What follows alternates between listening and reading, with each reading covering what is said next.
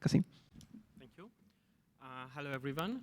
Today I'm going to talk about our paper, Deployment of Source Address Validation by Network Operators, a randomized controlled trial. This paper was jointly done with Alisa, Frik, Maciej, Luckie, Maciej, Korczynski, Michel, Eeten, and my supervisor, Ganan. So let's begin with the main research question of the study. Let's say if you have found a vulnerability or a misconfiguration in the network, how would you approach network operators? What is the best method for you to approach them? And what happens if you ask them nicely? Or how about sending them notification through a trusted third entity? Finally, do providers care if you publicly name them? To answer this question, we performed the randomized control experiment and made all of them as treatments. So to begin with, we needed a security challenge. In 2019, RIPE NCC conducted a survey and asked network operators about the most significant operational security challenge. More than 4,000 operators participated in the study, and they mentioned distributed denial of service attack as one of the top security challenge for them. So how does a distributed denial of service attack work? It commonly uses a methodology which is called IP spoofing, in which the attacker forges the IP address of the victim and sends requests to systems that access amplifiers. These are DNS, amplifiers like DNS or Memcache servers. These systems reply with a larger response than the request sent by the attacker, thereby congesting the victim's network. So then the question is, how can operators prevent IP spoofing? Well, there are two RFCs, BCP38 and BCP84. They've been more than 2 decades old. And the idea is a very straightforward idea, which is also known as source address validation, or SAV, that the source IP address of every packet leaving the network should be checked against a set of allowed addresses. And the packet with the invalid source IP should be discarded. So from our example, if the attacker sends a packet outwards, the internet service provider should check the outgoing packets, and if it's a forged IP address, it should have been discarded or dropped. To find out networks that do not allow IP spoofing, we did an internet-wide scans. We found a vulnerability in open resolvers, where if you send a query to a resolver, for the misconfigured resolver, they send back a reply with the wrong IP address. We did a complete IPv4 scan and found out more than 2,500 networks that lack source address validation. We then performed a large-scale notification experiment with control group that focused on network operator as our primary population.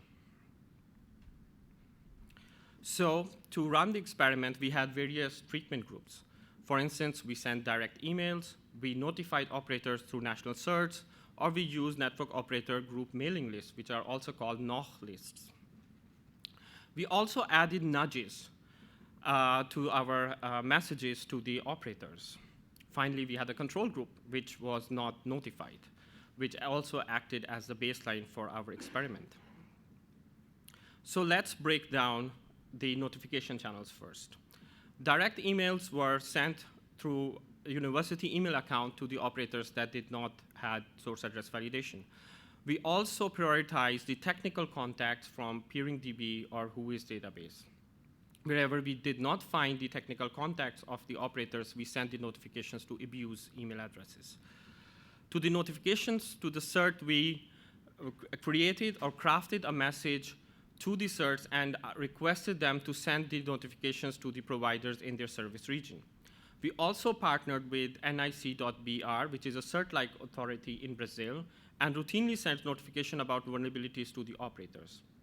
We requested NIC.br to also help us with the follow-up message if the operators ask for more help implementing SAV in their network. Finally, we bundled our notification with Spoofer tool, which already sends notification about networks that lack SAV to send on network operator group list in various regions. Now let's talk about the nudges that we had in our message. So we had the baseline message where we requested network operators or encouraged them to implement SAV. Then we had a social nudge. In the social nudge category, we told the operators that there are 75% of the network operators that have already implemented BCP38 or source address validation, and they should also deploy it.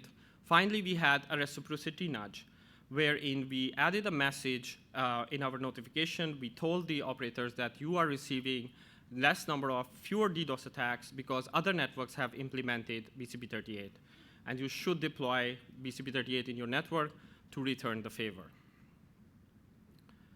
So let's talk about the final design. We had operators, we randomly assigned it to control group, some operators, which we did not notify at all. Then we divided our population into two groups, the ones in Brazil and the ones outside Brazil, that is the rest of the world.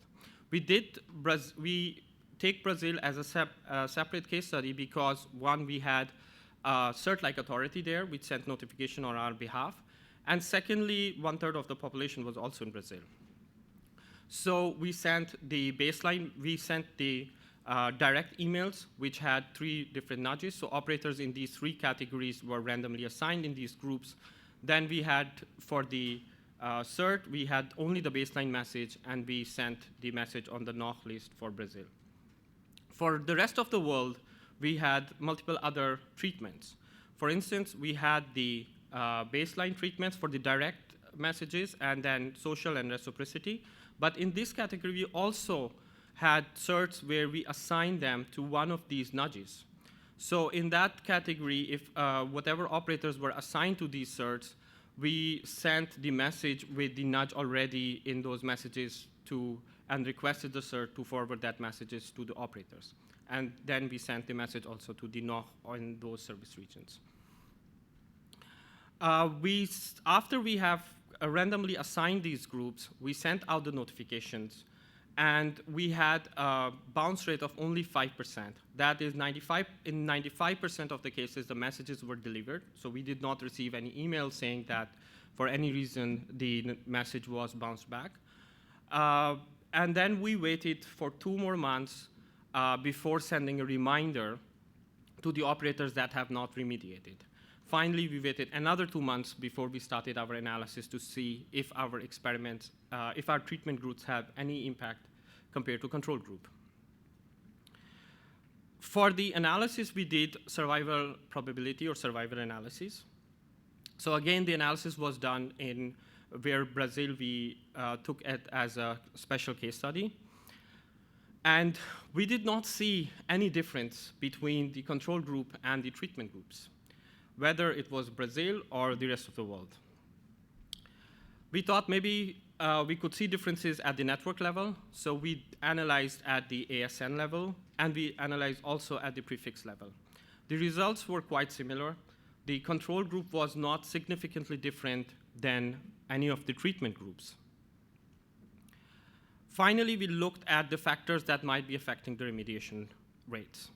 We ran a Cox mixed effect model, and in this we found that a few network properties where we could see that they were significantly affecting the remediation rates. For instance, the ASN size, this is basically the IP space advertised by the ASN. So the ASNs that were advertising small number of IP space were remediated faster than the ASNs that had large IP space. Similarly, ASNs which had fewer edge routers also remediated faster than the ASNs that had more routers. And ASNs that were stub ASs, that is that they are the final AS and they do not have any more customer ASs, also remediated better compared to the rest of the ASs. So in summary, our experiment reveals a painful and disappointing reality, that there was no evidence of any remediation driven by any of the treatments compared to the control group.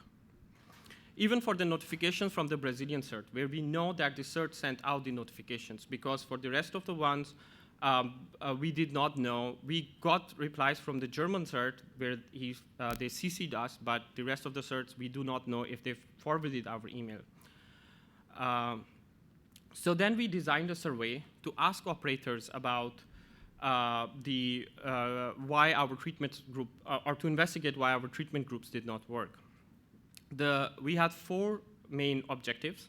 One, we wanted to know if the providers actually know about this vulnerability. Did we reach the correct contact person? And if there are any challenges in actually implemented source address validation. Finally, we wanted to solicit suggestions on how to improve the notification process in general. We sent out the survey 1 month after our final notification. We received responses from 32 network operators. So in general, 67% of the operators said that they are actually responsible for implementing source address validation.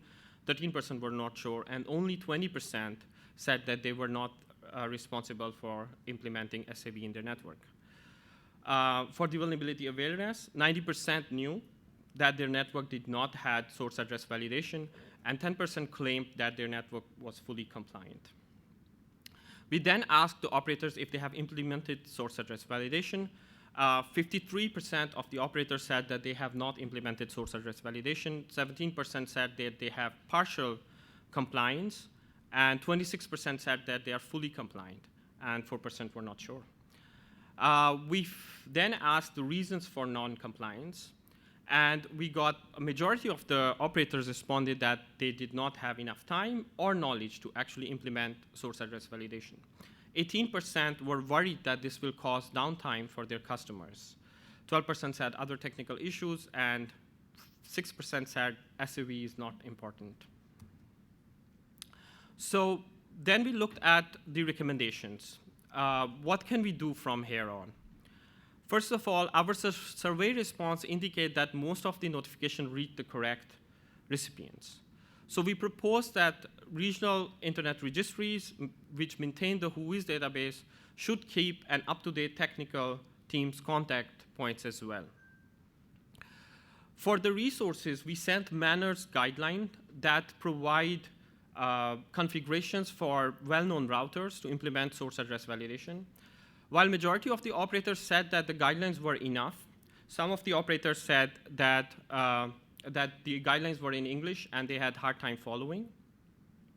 Also, some operators suggested that routers which are not commonly used were the guideline did not have configurations for those.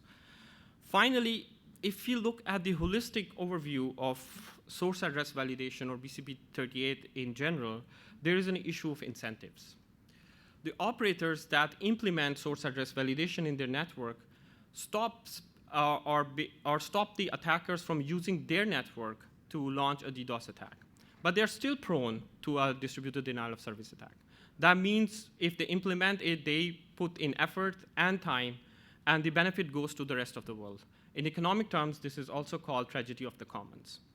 So we look at how we can basically change this incentive structure. One of the ways could be that the stop networks have a connectivity through upstream providers. These are usually tier 1 or tier 2 providers. If these providers use their if they exercise their position of power and only peer with providers that are compliant, we might give them incentive to implement SAV in their network. With this, I would like to thank and open it for questions. All right, thank you. Let's thank the speaker. We have some time for questions if anyone wants to come to the mic and ask questions. Maybe I'll start with the first one. I was curious about the incentives. We have seen cloud providers like Cloudflare and CloudFront having a lot of this power where it feels like if these networks are not doing any validation and are causing DDoS on others, won't their users see like CAPTCHAs everywhere because Cloudflare thinks the network is, like can these providers like Cloudflare, CloudFront, Akamai be the ones to sort of incentivize? Like it feels like there is an incentive. Their users will see CAPTCHAs everywhere. That's true. So in a way that if you look another routing security protocol, RPKI, which is like these days everywhere. Everybody is talking about RPKI. And one of the ways that RPKI got so much incentives was like these big providers, these tier 1, tier 2, actually stopped or rejected networks that were not, or paths that were not RPKI signed. So I do indeed think that there is a way forward, but for this, there needs to be a community action. Also, like the operators are worried about having misconfigurations. BGP is difficult. A lot of operators don't touch it once it's working. So to have this working or to implement these kind of things, we need some kind of a push for them to go in this direction. There is also a lot of need for hardware operators or router manufacturers to provide easy to use, for instance, configurations for network operators to basically move in this direction. Okay. Thanks for that. And then anyone else? I'll continue asking. And so are you proceeding with this direction and sort of asking, like, what are the next steps and future work that sort of you're following up on this direction? So one of the ways I think we can move forward, or what I'm looking forward, is that there is also less awareness. So networks that are compliant or non-compliant, so the problem of information asymmetry, people don't know about it. There is an excellent project which is Spoofer, but this is volunteer-based project, and only people like volunteers who run this tool in their network, so people know about those. But there are various other methodologies to detect networks. And one of the ways I think, or what I propose, is for RARs to also show the status of network operators if they are actually implementing. So there is more awareness, and that might also create some kind of incentives. Okay. Hi, Chris Inacio, Carnegie Mellon. Did you get any feedback about limitations from the forwarding information bases of current routers? So we did not get much of the information because the manners guideline guide had configurations for all the major routers. But for instance, one of the operators came back to us and said that it did not have MikroTik routers. So I think manners had Juniper and Cisco, which most of the providers use, but it did not have for MikroTik, and they asked, the operator said, yeah, I did not have a way forward to implement it. I know some major network providers that actually are more lenient because they can't fit the narrow definitions of all their networks in the forwarding information base of their routers, so they have to be more permissive. Yeah. Fantastic. All right. Well, we have people from Cloudflare and somewhere in the conference, so hopefully they can start pressurizing. But thanks so much for your talk. Thank you. Thank you.